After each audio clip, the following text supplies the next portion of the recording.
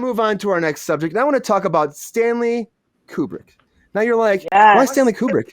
You know, like, why are we talking about Stanley Kubrick? Well, because Steven Spielberg announced that Stanley Kubrick's original project, which was about Napoleon, is going to be coming out under his guard. That's right. He's going to move forward with Stanley's original project. Now, it was supposed to come out a while ago. It was after 2001. It was supposed to come out after the success of 2001. And Jack Nicholson was actually originally lined up to play Napoleon, which I think is interesting. I love Jack. I guess because of The Shining, they just had a good reputation. So he's like, they'd be a great person to do this with me. But it didn't work out at that time. And they did an extensive research on he did extensive research on the French Revolution leader. And he planned to film the movie across Europe, in France, in the UK, in Romania. And he wanted to hire actually 40,000 soldiers to be in the project itself, too. So he had big ideas for this. But it didn't happen. So Spielberg's been trying to make this happen for like 10 years. Literally 10 years.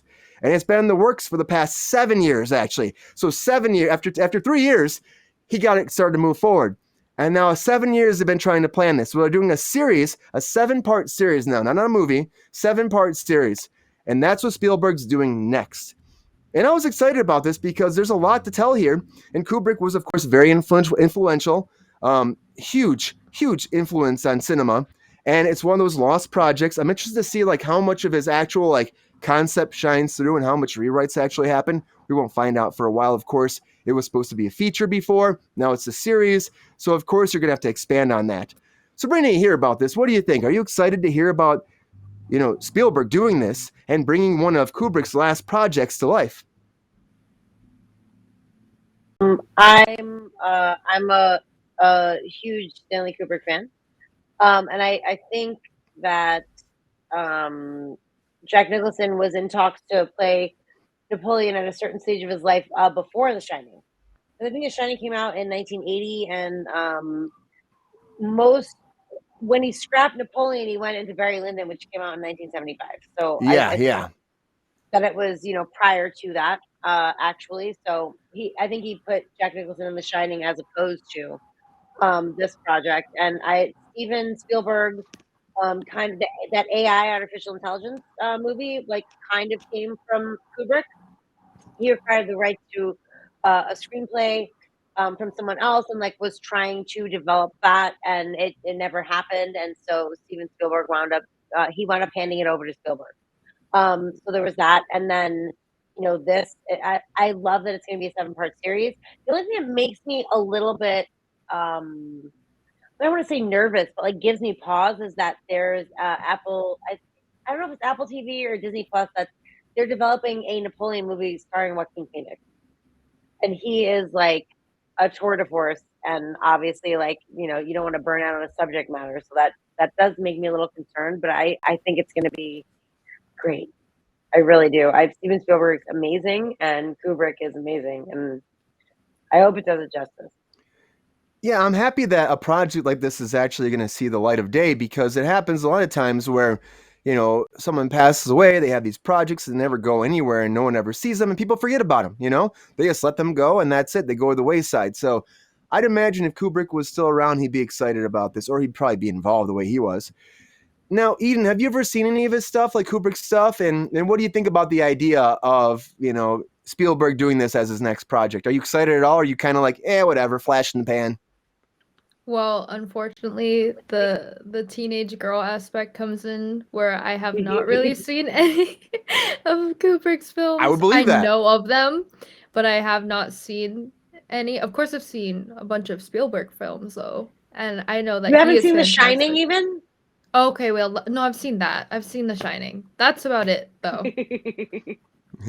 That's about it. Did it terrify you? No.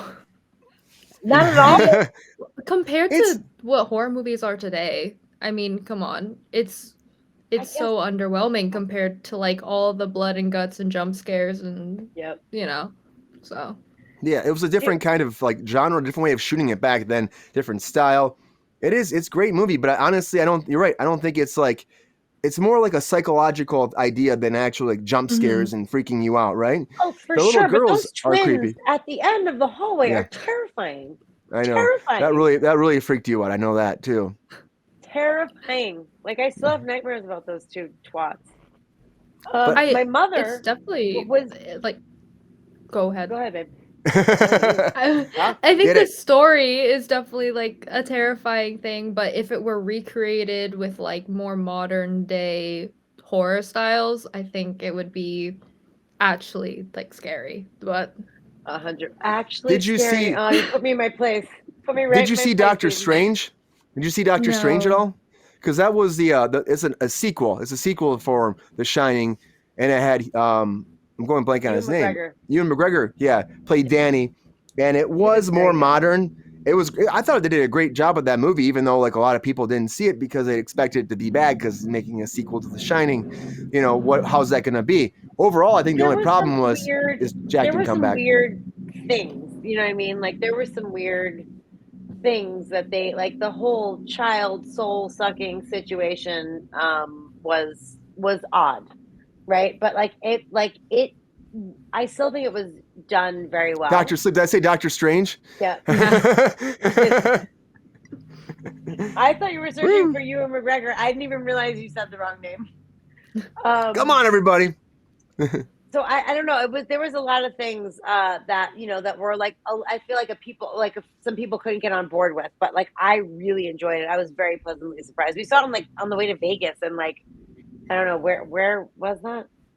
Yeah, it was some Ontario town on the way. Yeah, bizarre? Ontario or something. Yeah, on the way to Vegas. We're like, let's go see a 3-hour movie, and I could not have been more pleased. Honestly, it was really good. I mean, it was not The Shining, but it was really good. And Ewan McGregor is amazing. But The Shining, like I remember growing up and my mother being like, The Exorcist was the scariest thing I ever saw, and then I watched it.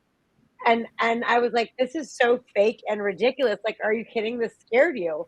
So I understand you saying, that it wasn't really scary because it's, you're used to different things growing up generationally, watching films. So yeah, I get that. I do feel a little old, but I get it. Thank you, Eden. But I think Spielberg. Yeah, come on. But I think Spielberg is the right person to take Kubrick's vision and actually bring it to life. It could be really great. And the fact that now it's a limited series will be fun. And we'll see who he casts and who he brings to light here. Honestly, I'm excited about it. I bet he puts a lot of time into this. And he's been thinking about it for 10 years. So come on. It's got to be the right time now. It has to be the right time, though. He must be ready for it if he's announcing it.